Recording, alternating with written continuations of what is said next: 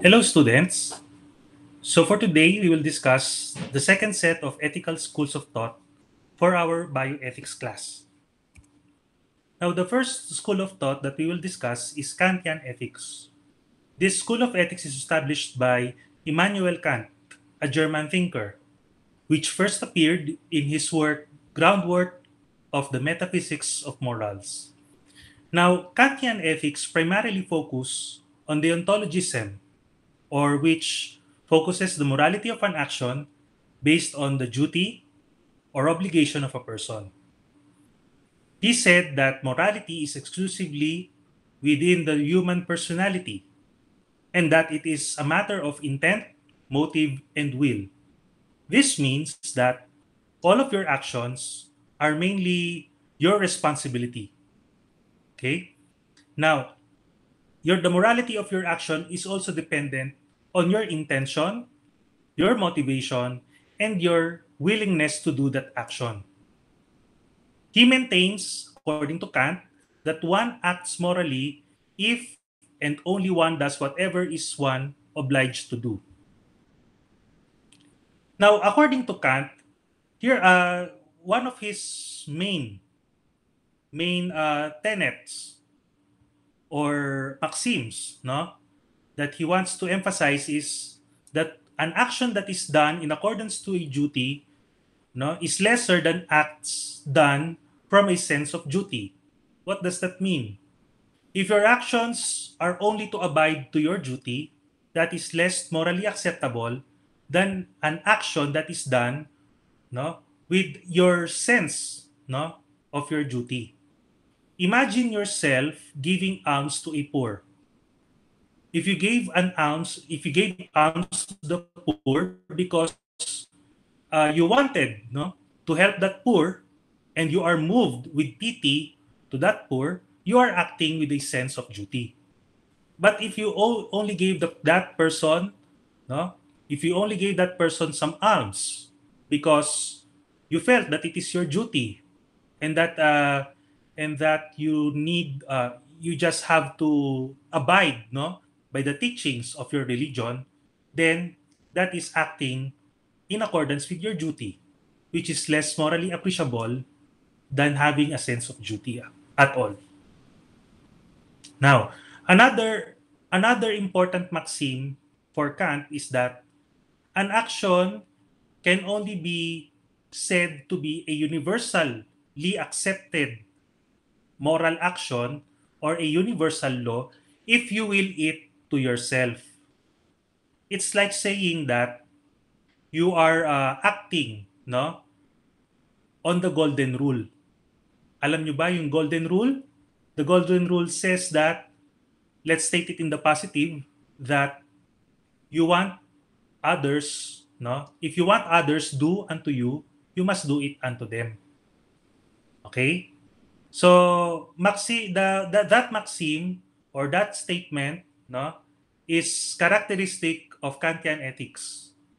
For you to say that an action is moral, you must will it to be done unto you. Let's have an example of some people would say in the ethics community, there's always a debate about the right to die. Now, if the right to die is would be universal, then you should will it to yourself. And by willing it to yourself, you have to enable people, no, to achieve your right. So you would allow them to kill you. So if that's the case, then would you allow yourself to be killed by other person? I doubt, no? So we could not apply it to ourselves. So if the right to die is a universal law or should be a universally acceptable duty, okay, then we should allow it to ourselves ng buong buo sa ating sarili. Okay? So the right to die therefore is not universally accepted. So this particular situation, no, is a characteristic of an imperfect duty. Kabaliktaran 'yon ng perfect duty. What do we say? What do we mean when we say perfect duty? A perfect duty is the one that you want to apply to all and you want to apply to yourself. No? Like, for example, your right to life. When you want, no, to make this principle applicable to all, you must will it to yourself. Siyempre, sino bang ayaw mabuhay? Tama? Even suicidal people wanted to live. No? Eh bakit po sila nagsasabi na gusto nilang mamatay? Because they need help. Okay? Because they need help. Alright? So kapag ang taong nagpapakamatay, ang pasyente ninyo ay nagpapakamatay, hindi ninyo dapat payagan. If you will read behind the lines or in between the lines, sila ay nangangailangan ng tulong. No? Okay?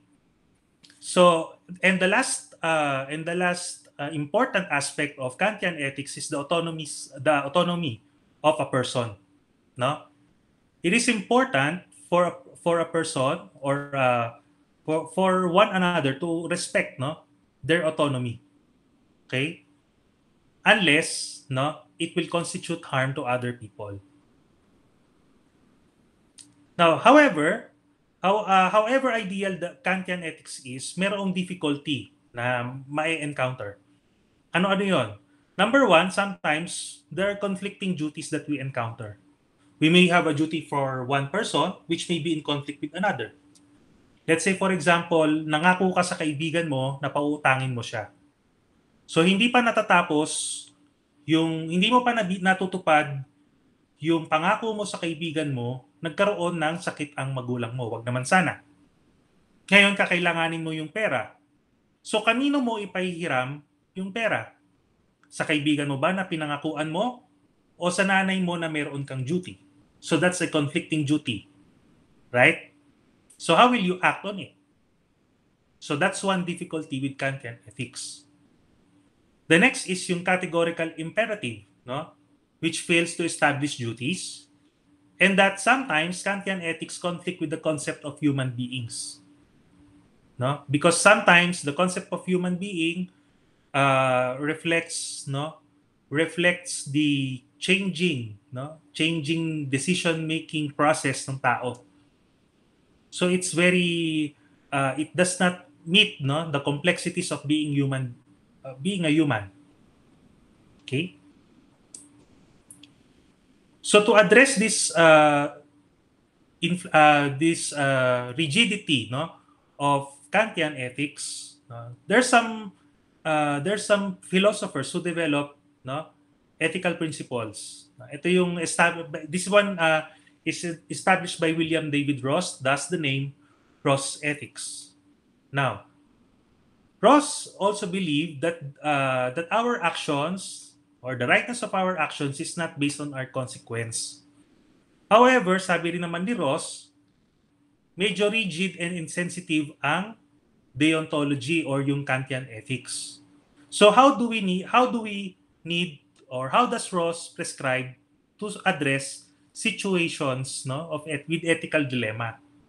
Ang sabi niya, okay, we should look at our prima facie duty. Okay?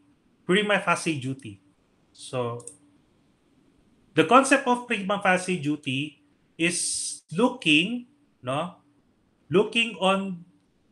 your duty at the first glance. Kaya nga prima facie sa unang tingin, sa unang itsura kasi face, unang itsura, ano ang duty mo? So, you have to balance your prima facie duty based on the rightness over the wrongness of that action. There is only one prima facie duty. Hence, this is your ultimate guide to your duty. Now, prima facie duty can be recognized into 7 forms. Okay? Ano-ano yon? Una, your duty of fidelity. The duty of fidelity says that you need to be faithful to your duties, obligations, vows, or pledges. So kung kayo ay nangako sa pasyente ninyo na magbibigay kayo ng gamot ng ganitong oras, you have to abide by your promise, by your vows, by your pledges. if you have read your Florence Nightingale Pledge, no? Abiding to it means you are abiding with your duty of fidelity, being loyal to a worthy cause. Now, the second type of prima facie duty or second form of prima facie duty is your duty of reparation or making amends for any injuries that you have inflicted over others. Because asking for forgiveness, according to Ross, is insufficient. Sa Tagalog, no, kung gagawin natin na kung i-relate natin yan sa Filipino culture, kung nakagawa ka ng masama, no, gumawa ka naman ng mabuti. Okay? The next form of prima facie duty is the duty of gratitude, no, or appreciating and recognizing the services of others that have done for us. And the fourth type, no, or the fourth form of prima facie duty is your duty of justice, where we can enjoy the social benefits with others, but we should also equally share with them the burdens of social living. Okay? And this one is very important, no? The prima facie of duty of beneficence. Or kasi the word beneficence means in English, no, to do what is good. Okay? You have to do good to all of your patients. No? Bilang tao, kailangan mong gumawa ng mabuti sa ibang tao. So, this duty bounds us, no, to do what is good and also help them to better their condition. Hindi lang enough na nakagawa tayo ng mabuti, no, kundi tayo ay gumagawa rin tayo ng paraan para mapabuti nila, no, yung kanilang mga buhay. A nursing action that is greatly embedded in this form of or in this prima facie duty is your health education. Diba? The purpose of your health education is to improve your client's knowledge so that they can take care of themselves at home. So that's the best example, no, of doing good, no, beyond what you see ng unang tingin. No? The next type of prima facie duty is your duty of self-improvement or yung paggawa or pag-improve ng sarili mo para ikaw rin makagawa ng mabuti sa iba. The notion of self-improvement will always be anchored na doon sa fact na dapat ikaw ay gumawa ng mabuti. You do not improve yourself just to boast, no? Just to get ahead of others, just to compete. No. You do not improve yourself that way. You improve yourself because, no? Because you are obliged to do good to others. Kasi kung hindi mo rin in-improve yung sarili mo, papaano mo rin magagawa ang mapabuti ang buhay ng ibang tao or ng pasyente mo? And the last is your duty of non-maleficence rather, or the duty of not causing harms or injury to others. We ought to avoid inflicting evil, injury, or harm upon others as we would avoid it, no, doing to us. So negligence is one part of violating the duty of non-maleficence. Kapag ikaw ay nagpabaya sa iyong pasyente, no, pinabayaan mo siya, inexpose mo siya sa unnecessary harm. So that is a clear violation of the duty of non-maleficence. Okay? So sa Tagalog, sa Filipino culture, may equate natin ang duty of non-maleficence sa katagang ang masakit sa iyo ay huwag mong gawin sa kapwa mo. Okay? Now, the next type of ethical school of thought is the one postulated by John Rawls, no? Which is his theory of justice. According to Rawls, okay, justice is fairness in terms of the original position, no? Pag sinabing tayo ay nasa original position, tayo ay nasa state kung saan wala tayong idea, no, ng inequality. Ano yung mga sistema ng inequality na binabanggit ni Raul? Nasa original position tayo kapag hindi natin alam kung sino ang panganay, sino ang pangalawa, sino ang bunso. No? Kung wala tayong system of inequality tulad ng racial discrimination, no? That's an original position. Wala tayong nasa original position tayo kung hindi natin alam ang konsepto ng salapi. 'Di ba? Kasi kapag inisip mo, kapag marami kang salapi, ikaw ay mas nakakaangat kaysa sa iba. Well, according to Raul, kung wala tayong idea ng salapi, no, kung anong magagawa niya, we are in the original position kasi walang kwenta 'yon. Right? However, we cannot go back, no, to the original position kasi nandito na tayo eh. So what did he say? John Rawls said that inequalities, if justified, are acceptable. No? According to him, if yung sistema mo ng pag-angat ay justifiable at nakamit mo iyon sa mabuting paraan or sa fair na paraan, then we can say that you are acting in accordance to justice. Kuhanin nyo? So kaya pala tayo nagagalit, no, kapag may mga politikong nagnanakaw, no? Nagagalit tayo minsan kapag ang mga kaklase natin ay nangungopya kasi unfair, no? They get, no? They get ahead of us in an unfair manner. Well, cheating in itself is evil, no? It also creates inequality. Okay? So that's how Raul said that what should be justice. Okay? He also said that every individual is inviolable and that the greater good to be shared by all members should not justify the loss of freedom of others. This is important in today's society, no? If we want to express our opinions, if we want to express our saloobin, no, yung mga ating insights, we have to make sure that this does not trample other people's right to speak and right to their opinions. No? If you will notice, kung kayo ay pala Facebook, makakita kayo ng mga trolls which trample upon other people's own opinion. Well, if they have their own opinion, no, we have to respect them. Because we want also our opinions to be respected. Right? Now, here are some principles that you need to take note, no, in Raul's principle of justice. We have to give equal access to basic human rights and liberties, fair equality of opportunity, and the equal distribution of socio-economic inequalities. Where he said, dyan nga sinabi niya, a just society is one in which inequalities must be demonstrated to be legitimate.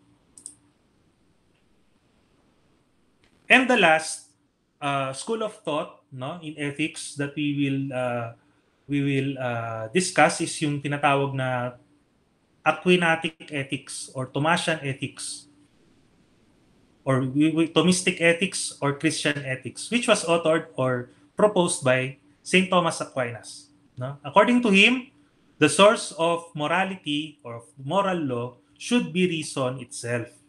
Okay? And that human good is that which is suitable or proper for the human nature. So this particular school of thought, no, banks on or is anchored to, nakakabit sa natural law. Later on, we will discuss what natural law is. Okay? Now, according to him, human nature or humans have three natural inclinations. No?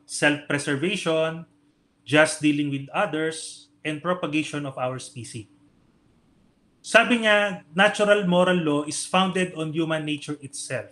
Nakakabit sa atin yan. And it is unchangeable. Later on, I will, I will discuss what natural law is. So we're done with the schools of thought in ethics. Now, in healthcare ethics, we have to take note, no, of these fundamental concepts which will revolve around your in determining whether an action is right or wrong. Now, the first concept or principle that we need to understand is yung tinatawag na human act, no? Your human action or your human act is a conscious and free exercise of your own faculty, no? Therefore being conscious and free. Human acts refer to voluntary actions.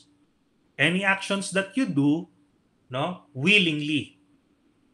Now, human actions are different to acts of man, no, in the language of ethics, because the acts of man are involuntary actions, okay, which is beyond the control of your own will.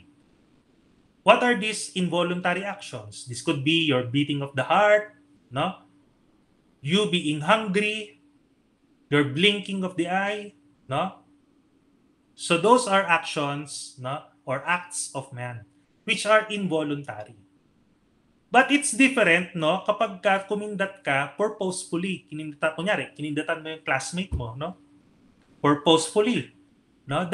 You have an intention to kung ano man yung intention mo, no? Pero syempre kadalasan nai-interpret ang pagkindat sa classmate ay, no, pang-aakit ba 'yon? No, I don't know. Okay? So whatever your intention is reflected into your action. So therefore, that winking of your eye, which is done purposefully, is actually an act, is actually a human act. Okay? Now, the morality, no, or ethics of our action is more concerned with human actions because nandoon yung voluntary element, no? Pinili natin gawin yun eh. So uh, that's where, no, ethics will come into play.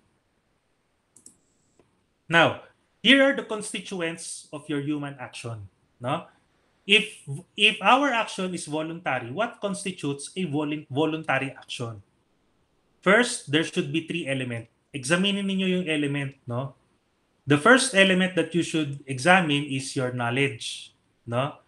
Kaalaman, no? Alam mo ba yung ginagawa mo? Okay? Yun yung tanong doon eh. Alam mo ba yung ginagawa mo? If you know what you're doing, then may check ka na sa knowledge, no? In terms of your action being a human act. Next, do you have the freedom to do it? Okay? Or the ability to choose between alternatives? Okay? Third, no? Your voluntariness. Okay? Or the quality of your action whereby any commission or omission would result, no? Would result into the actual action itself. Okay? Ito yung kung medyo malabo yung concept ng voluntariness kasi if freedom and knowledge are more tangible concepts, no? Voluntariness refer to the action, the act of doing the action itself. So parang nakakalito. Pero kung ikaw ay kumilos because you have the knowledge and you have the choices, then that's a voluntary action. Okay? So those are the constituents of human act. Now, morality can be determined in three dimensions or three sources. This can be determined, or an action can be determined to be moral, no, or ethical according to the object of the act, no, the object of the act, or the very substance of your action. This answers what was performed by the agent. Pag sinabing agent, yung taong gumawa ng action, no? So what is the substance of your action? Ano ba yung ginawa mo? Okay? So to help us understand this concept, let's have two actions, no? Let's have two criminal cases, no? For example, murder and homicide. No, both of them have the object of killing. No, the substance of action or the substance of murder and homicide are both killing. Hence, they are the same, no, on the first dimension. But they differ because, no, of the second determinant or the second source, which is the motive of the agent or the purpose of which a human agent does the action. Ano ba yung gagawin niya? Ano ba yung ginawa niya? No? If the killing is intentional, premeditated, ibig sabihin pinaghandaan, then that is murder. However, kung hindi sadyang patayin, no, with your action, yet there is killing in itself, then that is homicide, no? A less grave offense. Okay? So that's how you differentiate, no, your action. You ask yourself, what is the substance? What is the intent of the person? And third, no, what are the circumstances that revolve around that action?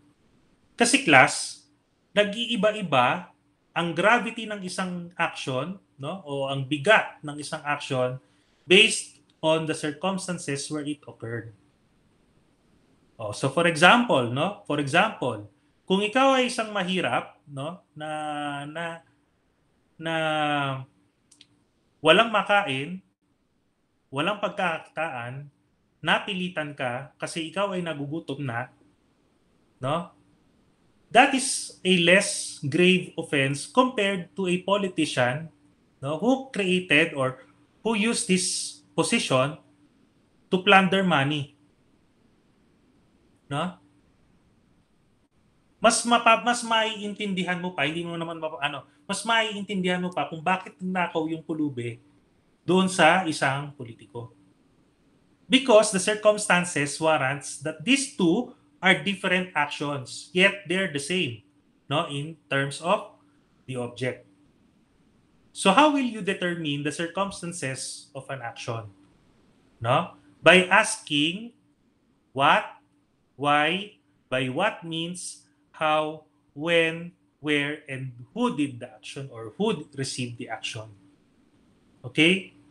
In the courts of in the legal language or in the legal dictionary, there are four, no? There are four circumstances. Actually, there are five, no?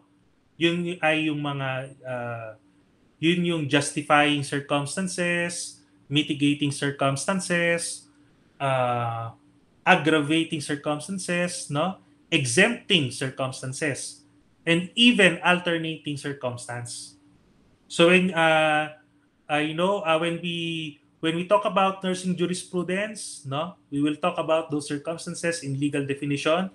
But what in the language of ethics, circumstances are best answered by these questions. Okay. Now, morality has standards and norms. Standards and norms. Meron kang pinagkukunan ng basis para masabi mong tama o mali yung ginagawa, no? There are two norms of morality, no? There's an objective norm and there is a subjective norm. An objective norm is what you call is based on natural law, no? For us to understand what natural law is, let's have a good definition of what law is. No? Here's I got one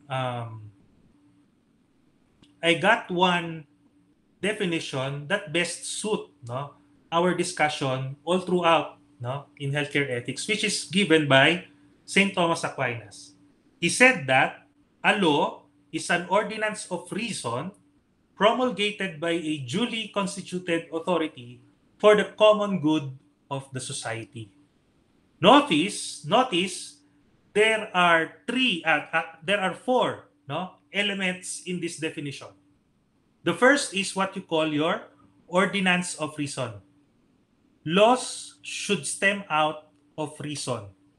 Dapat makatarungan, dapat maintindihan, dapat may rason kung bakit ikaw ay nag-uutos or nagtatatag ng batas. Next, it should be promulgated. Dapat alam ng ibang tao. Kasi kung hindi naman pala siya iniuutos sa ibang tao, no? Edi what's the use of that law? No? Nakasulat lang dun sa papel. So if it's promulgated, it should be promulgated by a duly constituted authority. Dapat ipalaganap ng isang otoridad na kinikilala ng lahat. And the last is important, the most important part. Your laws should be for the common good of the society. Okay? I know some of you may have some things running on your mind, no? Because we cannot deny the fact that there are some laws which are not beneficial for a lot of people. No? Ano-ano 'yon? Well, I can cite one, the oil deregulation law. Right? O kayo na mag-isip kung bakit hindi siya makatarungan sa maraming tao. Okay? Now, law is necessary to regulate the actions of the free will. Kasi kung walang law, tayo ay magiging magulo. No? If we want our free will to be done right then and there, no? Lagi na lang yung will natin ang masusunod, there will be chaos, no, in our society. Okay? So it's necessary to govern your actions and free will. Now, there are several types of law, no? There can be natural law, divine law, or human positive law. No? Pag sinabing human positive law, these are laws promulgated by people, no? To institute positive behaviors. No? There can be a divine law, which is the law promulgated by a divine being. In Christianity, this is a law promulgated by God, no? In Islam, this is the law promulgated by Allah. So it depends upon your religion. But what is universal? No, what is universal is the law of nature or the natural law. To help us understand, no, to help us understand what natural law is, okay? Let's have this example. I have a props here, no. Meron kasing halaman si Ma'am Galang ninyo. And this is what you call your succulent plant, no? It's a very cute plant, okay? If you will look into it, no? If you will look into it, mapapansin niyo na symmetrical yung tubo ng halaman, no? Symmetrical yung tubo ng halaman.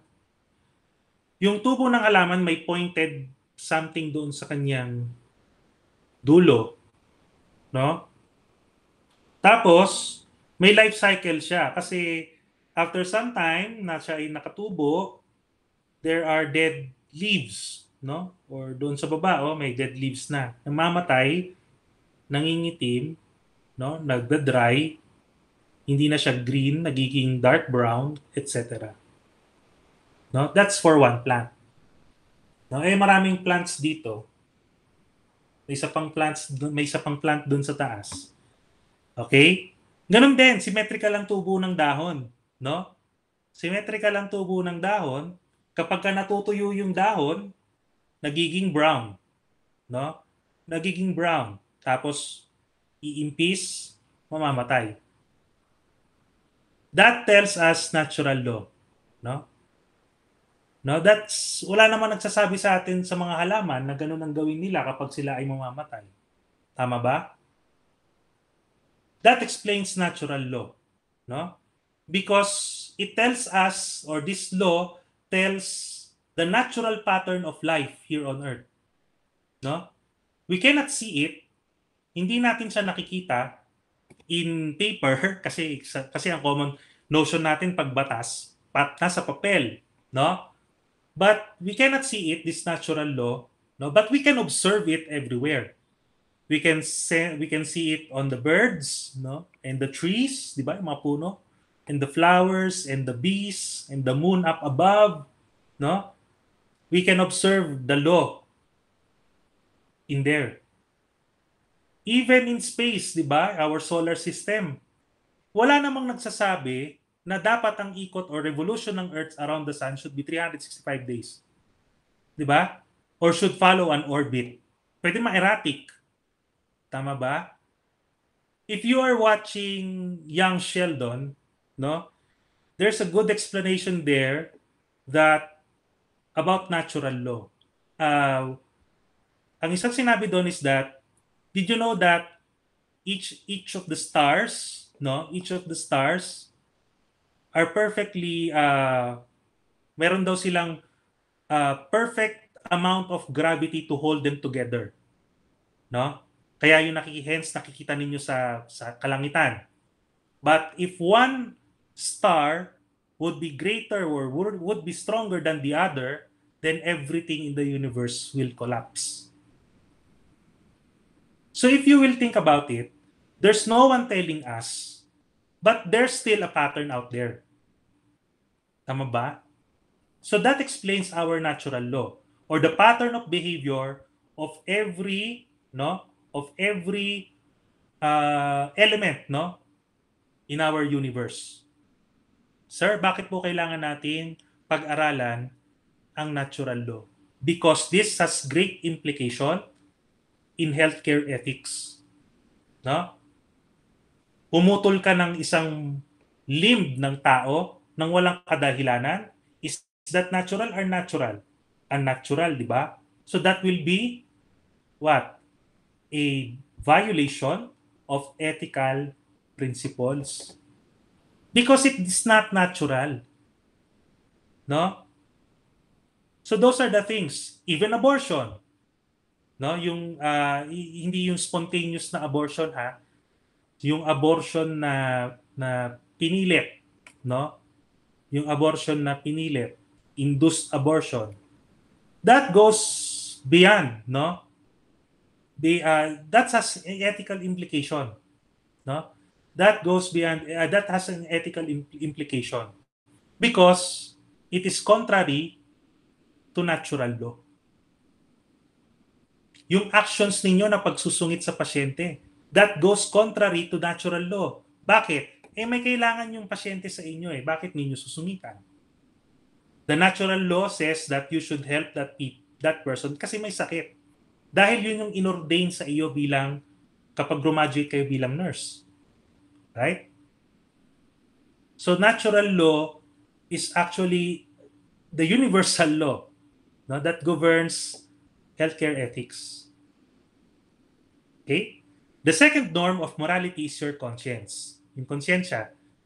Your conscience is subjective because one person may have different set of conscience than the other or what. Okay? Kasi our conscience is developed by a lot of factors. Okay? It could be the law, your cultural beliefs, no? Your own feelings, your own religious belief, no? Your own religious belief. Those are the factors that form your conscience. Okay? Now, your conscience, therefore, if you want to be prudent, no, in deciding for ethical cases, your conscience should be well formed, no, because acting according to your well formed conscience is actually acting on a well formed judgment. Now, having a well formed conscience gives us, no, a sense of responsibility for the actions that we perform. If our conscience is developed, no, we can sense whether our action is right or wrong. Because to follow one's conscience is to properly follow your well-formed conscience. Okay? So do you have any questions? If you have any questions, you may send me a direct message in our Facebook, on my Facebook account. No, I will start a discussion thread in our Facebook group for any question for this particular lecture. No, so if you do not have, if you have, do not have, if you have any questions, pala rather, if you have any questions, you may ask them to me personally. You can join the discussion thread in our Facebook group, and also, okay, if you have, if you want to follow for more videos, you can subscribe to my YouTube channel. Okay. So with that, I end my lecture and thank you.